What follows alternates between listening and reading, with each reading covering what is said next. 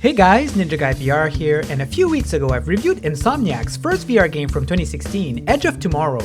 It's an adventure that I very much enjoyed, so I couldn't wait to try the next title, Feral Rites. To my surprise, both games released just a few months apart, and there's actually not too much information about this one out there, so it was kind of cool going in blind and make my own thoughts about it. So let's go ahead and dive into it.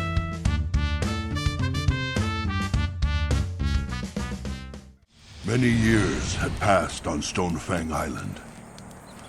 Many years since the beloved chieftain, Mora, was brutally murdered. You play as a tribal warrior, and you can decide who you want to be between a man or a woman. Your father was a chief, but was murdered when you were just a child. You were taken away and raised far off. When you reach adulthood, you've decided to go back to understand exactly what happened to your father and take your revenge.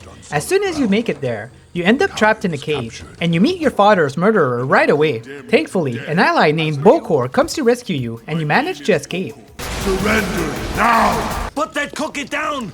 Now! Throughout your adventure, Bokor will guide you on what you need to do to avenge your father, and that's how the story progresses. Whenever you progress through the story, you will see these nice cutscenes where you're sitting next to a fire, while the smoke projects images of what's happening. It's nothing too fancy, but it does the trick.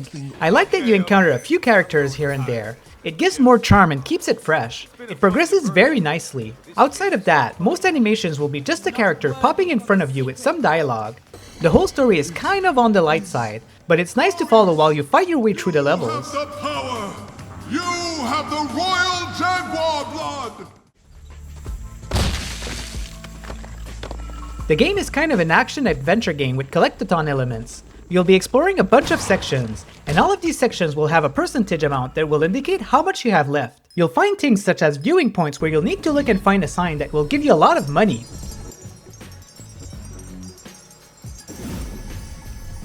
Treasures, logs,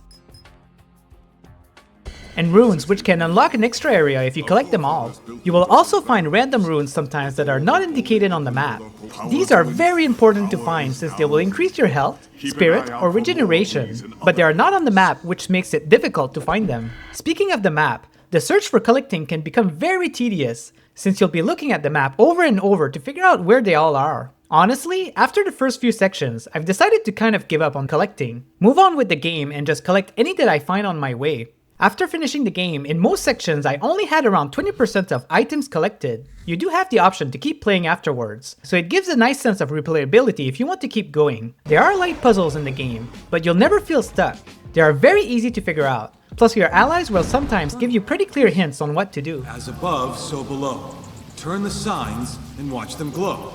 There is also kind of a Metroidvania element of the game, since you'll be acquiring new powers, which will help you cross sections that you weren't able to cross before, even in levels that you've completed already. These abilities are nice because you can also use them in combat most of the time.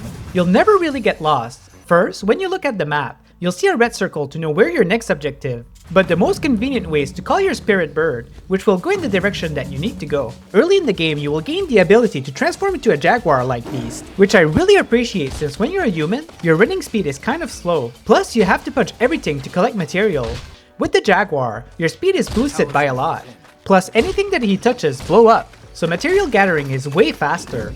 A quality of life addition that I really appreciate. So as you go through the levels, you'll acquire golden materials. The primary use of gold is to increase your stats like your damage and defense. The material that you gather is to purchase and upgrade equipment in the shop. Equipment will give you interesting addition to your character, like being able to roll further, throw enemies at a longer distance, and things like that. So it's nice that you can customize your character abilities to your type of playstyle. The only thing I don't like about these equipments is that they also require gold along with the material. I wanted to keep my gold mostly for my stats, so I ended up mostly buying equipment around the end of the game.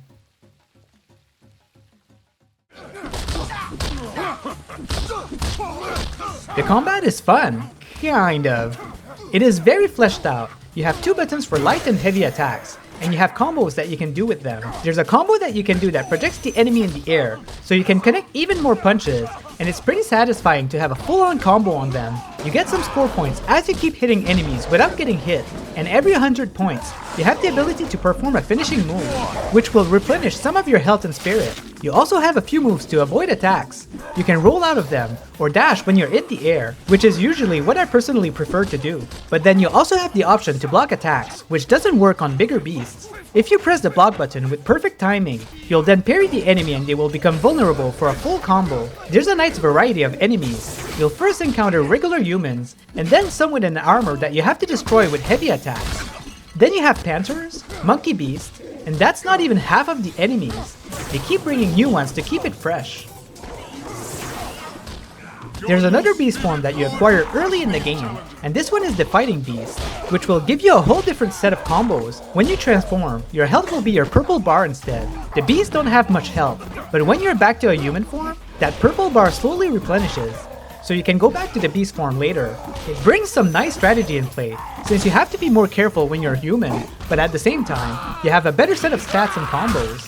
Later in the game, you acquire new abilities like the dagger that teleports the human to the enemy, and then there's the hook for the beast. It's a really nice ability, but with it, you end up doing this afterwards most of the time. Whoops!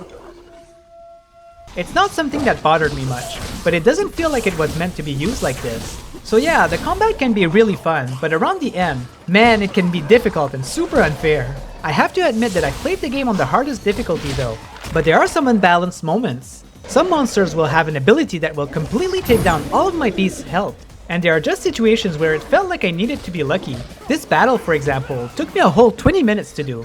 Managing two of those big beasts at the same time is next to impossible since they get so much health taken away. Plus check this out. Here they don't even let me get up for multiple attacks from the enemy, so there's just no way to get out of this. Thankfully, checkpoints are pretty frequent.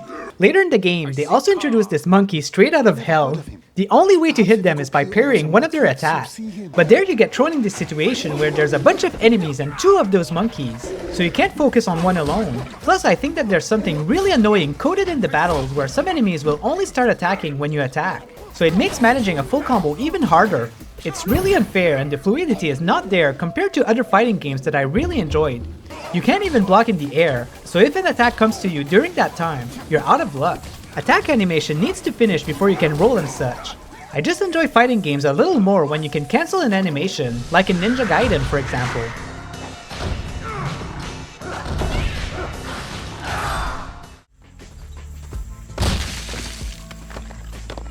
The developers have decided to go with a fixed camera with a third-person character, which was pretty common during the early booming days of VR. It worked really well, although the map structure can be very confusing and I ended up using the map in Guided Eagle a lot. The thing is that you would go in a section with a certain angle, and then when you'd go back, you'll be in a different angle, so sometimes it's hard to figure out if you've been there before or not.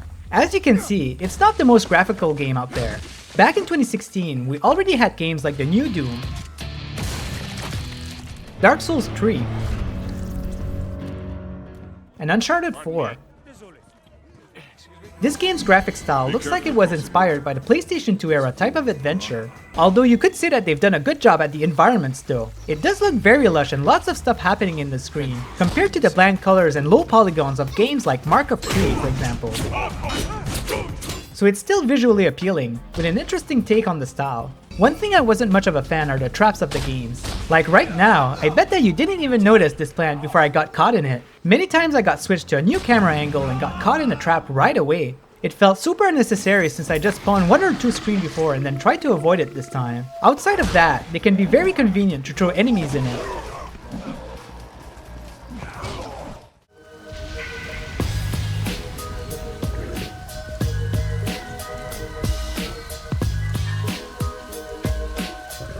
So I feel like the music doesn't fit the vibe of the game, but it's so good. I can't really complain. The style kind of reminds me of the uniqueness of Bully, an older PlayStation 2 game made by Rockstar.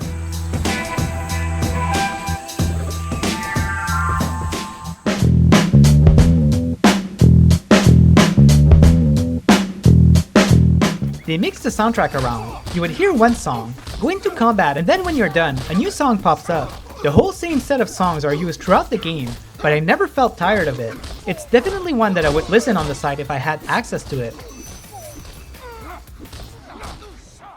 That's about all I have to say about Feral Rites. I have to say, It's not the best game out there and kind of feels outdated, but I mean, I would have stopped playing if I didn't have fun. There's just something that kept me wanting to play more in this 10 hours campaign, which is probably the longest game I've finished in VR so far. If you're curious, it might be worth a playthrough, but I'll be releasing my full playthrough in the next few days if you don't feel like going through it and just want to see the game.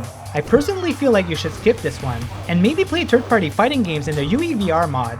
There are way better games to play like Ninja Gaiden Black 2 for example. Thanks for watching! Don't forget to hit that like button if you enjoyed today's video, and subscribe to my channel for more content. I'll be going through some old school PSVR games very soon, so keep a lookout. Thanks to my one YouTube member, Seb. Your support is really appreciated. Bye everyone!